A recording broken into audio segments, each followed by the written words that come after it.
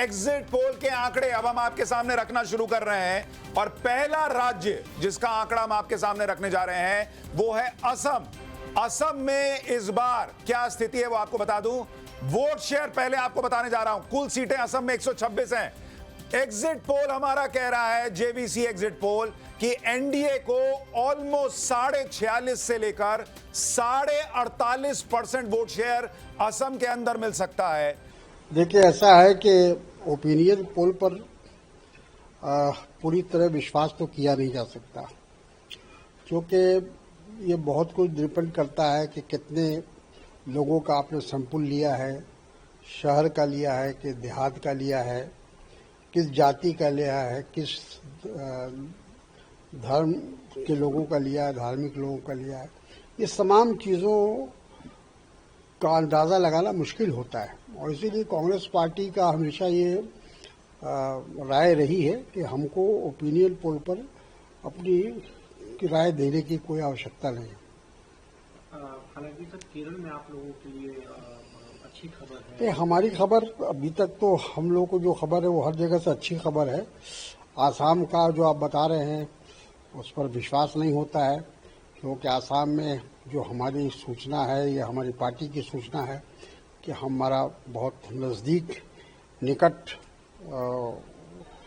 Fight है, बहुत नज़दीकी फाइट है और कुछ भी रिजल्ट हो सकता है वहाँ। और ठीक उसी तरह से केरल के बारे में तो शुरू से ये ओपिनियन आ रहा है, लोग कह रहे हैं कि साहब वहाँ कांग्रेस, और वहाँ पौंडीचेरी में भी ये बात कही जा रही है।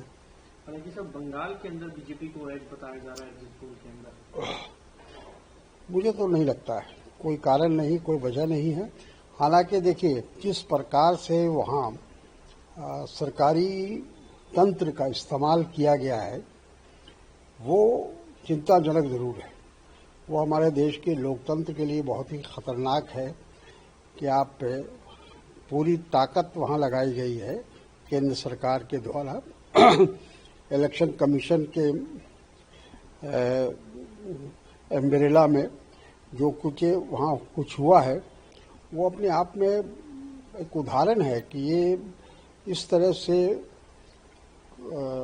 चुनाव आयोग या जो पारामिलिट्री फोर्स है या इस तरह के लोग एक पार्टी विशेष के लिए ऐसा लगता है कि वो काम कर रहे थे। वोट शेयर पहले आपको बताने जा रहा हूं। कुल सीटें असम में 126 हैं।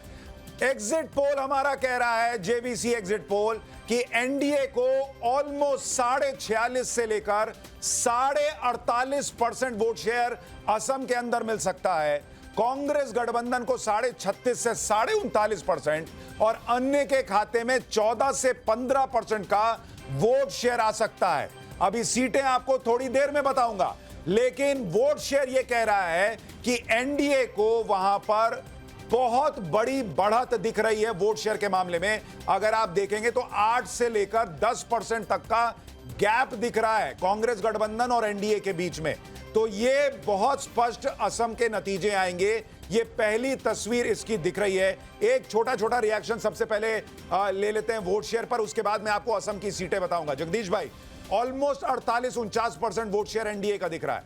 देखिए भाई सुशांत, मैं तो समझ रहा हूँ, वो सारी मीडिया कह रही थी कि जो मुख्यमंत्री होता है उसके खिलाफ अगर ज्यादा वोट पड़े तो खिलाफ जाता है। यहाँ तो फेवर में जा रहा है आसाम में, और आप उधर बंगाल में ज्यादा पड़ा, वहां भी उनके खिलाफ बता रहे हो। कंफ्यूजन सा पैदा कर दिया है। हम कुछ नहीं बता रहे, आपने आंकड़े बता रहे हैं, लोग बता रहे हैं, चर्चा बता रहे हैं, मीडिया बता रही है। मीडिया यही कह रही है। अभी मैंने देखा ना, मैं डिबेट में बैठता था भाई, आसाम में बहुत ज्यादा वोट पड़ी है, तो मुख्यमंत्री के खिलाफ पड़ी या उनके फेवर पड़ी, समझ में नहीं आ रहा। अब बंगाल में बहुत ज्यादा पड़ गई है। अच्छा, ये आंकड़ा आपको ठीक लग रहा है कि नहीं लग रहा है? देखिए, आंकड़े तो मैं तो अपना परिणाम बता चुका हूं। आसाम बीजेपी ले जाएगी और बंगाल बीजेपी ले जाएगी। प्रेम कुमार जी, आपके हिसाब से? प्रेम कुमार जी, देखिए, मुझे लगता है ये फासला थोड़ा और जैसे 8-9% है, ये 5%, 6%। लेकिन एनडीए को बढ़त रहेगी आपका। मैंने पहले भी कहा है कि अवधेश जी, आपके हिसाब से ऑलमोस्ट 48% के आसपास वोट शेयर, ये तो बहुत बड़ी संख्या है। नहीं, बहुत बड़ी है, लेकिन ये ट्रेंड यही है क्योंकि कांग्रेस उस रूप में चुनाव नहीं लड़ रही थी। जरूर वहां थे प्रियंका जी नहीं, अवधेश जी कांग्रेस दमदारी से लड़ी है, सुनिए, पर उसका मतलब नहीं छोड़ा ना चुनाव में। क्या नहीं, आप ये मत कहो ना, आप बीजेपी क्या लड़ रही थी, कांग्रेस के बारे में सुनिए ना भाई, हमारे मुझे पता है मेरा नेता राहुल गांधी पहले पूरी बात तो जनता के सुनो लिए ना। खड़ा है। आप झूठ बोलो तो कैसे सुनो? अरे इसमें झूठ नहीं है, मैं झूठ मत बोलो। प्रियंका वाड्रा को कब भेजा गया चुनाव में भाई? क्यों राहुल गांधी नेता नहीं हमारे? नहीं, प्रियंका जी कब गई है भाई? मकसद होना चाहिए, अरे कितने महीने पहले गई भाई? विचारधारा नहीं है। अरे इसमें मुख्यमंत्री कौन सी भाषा यूज कर रहा है? आप इस पर नहीं बोलेंगे, क्या बोल रहा है? खेड़ा कर दूंगा, खेड़ा कर दूंगा, उस भाषा का भी तो इस्तेमाल देखो ना। अच्छा, उनकी भाषा आपको दिख रही है कि ऐसी भाषा नहीं है। जगदीश भाई, मैं आपसे एक चीज में सहमत हूं कि भाषा संयमित होनी चाहिए। खेड़ा का पेड़ा बना दूंगा, ये सब बोलने की मुख्यमंत्री को जरूरत नहीं है, आप अपना एक्शन लीजिए। लेकिन आप ये भी तो देखिए कि जो पवन खेड़ा ने किया, जिसको कोर्ट तक कह रहा है कि भाई ये तो एकदम साफ साफ फर्जीवाड़ा दिख रहा है, वो ठीक था। देखिए सुशांत भाई, आप किसी की पत्नी को घसीट कर ले आए, आप कह रहे हैं कि फर्जी पासपोर्ट बना रखा है, ये ठीक था। भाषा गलत होती है, नियत गलत नहीं है। 2 सेकंड लूंगा, सुन लेना। हमने कहा, इन्होंने कहा 400 पार लाओ, संविधान बदल देंगे, और मैं कहता हूं संविधान बदल दिया। शिकायत करने वाले की जांच हो रही है, मुलजिम हुआ है, पर जिसकी शिकायत करे उसकी कोई जांच नहीं, क्लीन चिट मिल गई है। अरे भाई, अगर पवन खेड़ा ने एक गलती कर दी, अगर पवन खेड़ा सीधा मुख्यमंत्री आसाम के घर चला जाता, गलती की ना, गिरफ्तारी कर लो। अरे आप गलती की मान रहे हो। 52,000 करोड़ देश में कैसे गया? 3 पासपोर्ट कैसे बने? दुबई में कैसे लिया? ये पवन खेड़ा की गलती थी। उसको डरकर भागना नहीं चाहिए था। मैं होता ना, उसके घर जाके बैठा मुख्यमंत्री के, जवाब तो देना पड़ेगा। देखिए, पूछेंगे अवधेश जी, देखिए विपक्ष ने तुम पूछेंगे, देखिए ईडी कहां थी? ईडी देखिए जगदीश भाई 2 चीजें आपने क्लियर कह दी। एक तो आपने कहा कि पवन खेड़ा ने गलती की, दूसरी बात आपने कहा पवन खेड़ा भाग गए। गलती क्या करी? पवन खेड़ा भाग गए तो राहुल गांधी अपने बब्बर शेर बताते हैं, पवन खेड़ा भाग क्यों गए? गलती करी, ये करी क्यों भाग गए? अच्छा चलिए, अभी पवन खेड़ा पे हम नहीं आते। कोर्ट छोड़ देता 2-4 दिन में, और तो जेल जाना चाहिए था, आप कह रहे हैं? जाना चाहिए था जेल, जाना चाहिए। महात्मा गांधी, पवन खेड़ा जहां वो सुने, जगदीश भाई कह रहे हैं देश और संविधान के लिए, जगदीश भाई कह रहे हैं आप जेल जाइए, पवन खेड़ा जेल जाना होगा आपको। जानते हैं ना, कोर्ट छोड़ देता, हमारी न्यायपालिका छोड़ देती, भागना नहीं चाहिए था, इनकी पोल खोलनी चाहिए थी, पूछते जेल में जाके। ये तो आप गलत कह रहे हैं। 52,000 पवन खेड़ा को भागने वाला बता रहे हैं। अमेरिका में पहुंचा। मुख्यमंत्री जी देश को बताओ, 3 पासपोर्ट दुबई में घर ठीक है, 1 मिनट सर, मैं पवन खेड़ा से थोड़ा सा अभी हमारा थोड़ा सा, कुत्ता भी मर जाए तो ईडी आ जाती है, और इतना बड़ा घोटाला आसाम को रुपया बात चलेगा, मोदी भी चुप और ईडी भी चुप। अच्छा जवाब दो। मैं बस एक बार जल्दी से कंपैरिजन बता दूं, ये जो 48-48.5% वोट शेयर दिख रहा है एनडीए का, पिछली बार कितना था जरा वो भी एक बार दिखा दीजिए, तो दर्शकों को समझ में आएगा कि ये कितना शिफ्ट हुआ है पिछली बार के मुकाबले। क्योंकि असम में बीजेपी की सरकार भी 10 साल से है, तो वहां पर ऑलमोस्ट एंटी इनकम्बेंसी क्यों नहीं है, ये प्रश्न खड़ा होगा अगर ऐसा हो रहा है तो बीजेपी पिछले बार 33% वोट शेयर पे थी,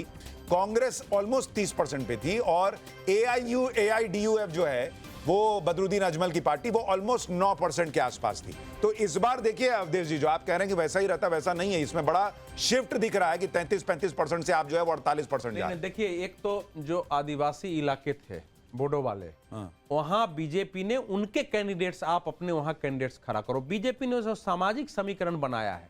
दूसरा है कि कांग्रेस पार्टी तो ऑलमोस्ट जो है बीजेपी में चली गई, बड़े बड़े नेता ना, 28 तक बीजेपी ने पूर्व कांग्रेसियों को टिकट दिया था, और आप टिकट दे रहे हो और कांग्रेस उधर चली जा रही है।